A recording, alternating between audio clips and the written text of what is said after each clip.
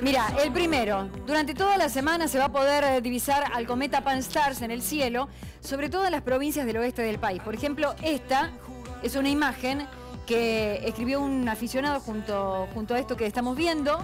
Se llama Guillermo Abramson, desde la hermosa Bariloche, en la Patagonia Argentina, con la imagen del cometa Pan-STARRS.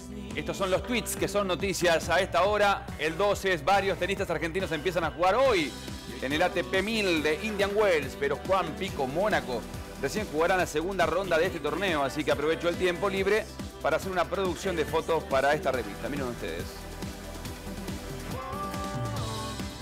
Y vamos con el tweet número 3. Ronaldo Cristiano disfruta un gran momento con el Real Madrid, pero saluda a los hinchas del Manchester United, su ex equipo al que eliminó de la Champions League con un gol. Gracias por una recepción masiva e increíble. Estoy contento de haber ganado, pero también triste por el Manchester United. Mirá qué bueno esto. Pobre porque tuvo que pagar, ¿no? Justin Bieber. Le cobraron $450.000 de multa por haber llegado tarde a un show. Lo que pasa es que para los británicos la impuntualidad no es gratis, ¿viste? Así que después de la presentación pidió disculpas vía Twitter.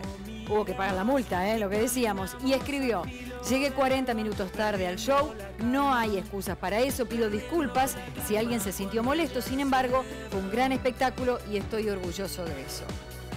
Y vamos con el tuit número 5, en este caso Luciana Salazar.